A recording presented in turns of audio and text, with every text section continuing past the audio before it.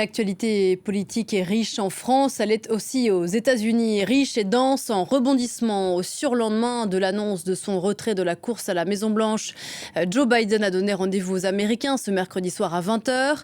Tout juste de retour d'isolement Covid, il veut expliquer son choix. Mathieu Maban vous retrouve à Washington. Vous êtes notre correspondant dans la capitale fédérale. Bonjour Mathieu, Biden veut s'expliquer, mais est-ce que les Américains ne sont pas déjà passés à autre chose ? Alors oui, on va en parler, mais il est effectivement assez stupéfiant de voir à quelle vitesse Joe Biden a cessé d'être un sujet ici.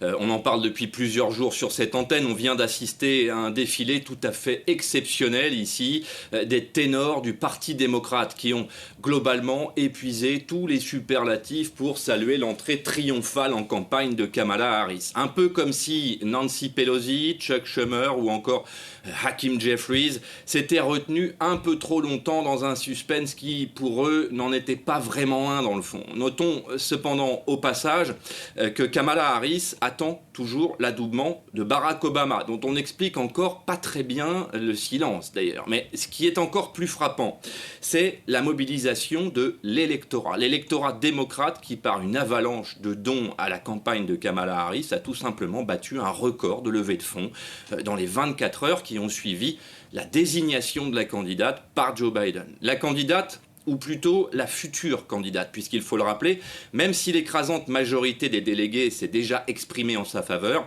elle n'est pas encore officiellement désignée. Et enfin, alors que Joe Biden, qui, ne l'oublions pas, va rester le président pour encore 6 mois, alors que Joe Biden doit s'exprimer, vous l'avez dit, ce soir dans une adresse à la nation tout à fait solennelle, on a vraiment la sensation ici que l'Amérique est effectivement déjà passée à autre chose et que même pour les républicains, Joe Biden n'est tout simplement plus un sujet et donc plus une cible. En 48 heures, vous l'avez dit, Mathieu, le camp démocrate a pris un virage à 180 degrés et semble serrer les rangs derrière celle qui n'est pas encore officiellement la candidate investie, mais la surprise, il n'y aurait pas de surprise a priori. Kamala Harris a donné le ton dans son premier meeting de campagne hier à Milwaukee, un changement drastique évidemment sur la forme, mais sur le fond, quelle est vraiment sa marge de manœuvre ?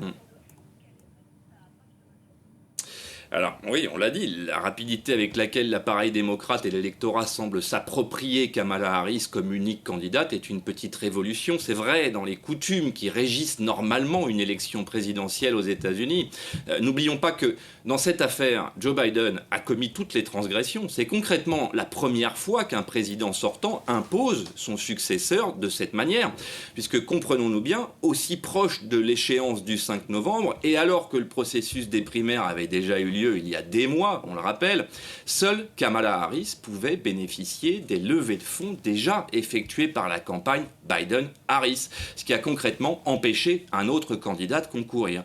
L'histoire ne dira donc pas si les militants auraient effectivement choisi Kamala Harris s'ils avaient eu le choix. Maintenant, c'est vrai, il est beaucoup question du profil de Kamala Harris qui veut incarner le renouveau et le progrès, la jeunesse aussi, mais dans le fond, elle ne sera pas la première candidate. Souvenons-nous de Hillary Clinton, par exemple. Elle ne sera pas non plus la première à porter l'espoir des Afro-Américains.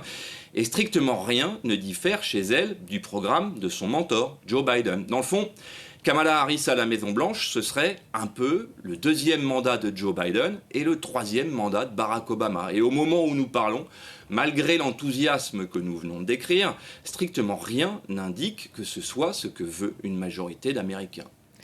L'été sera politique aux États-Unis comme il le sera en France. Merci beaucoup.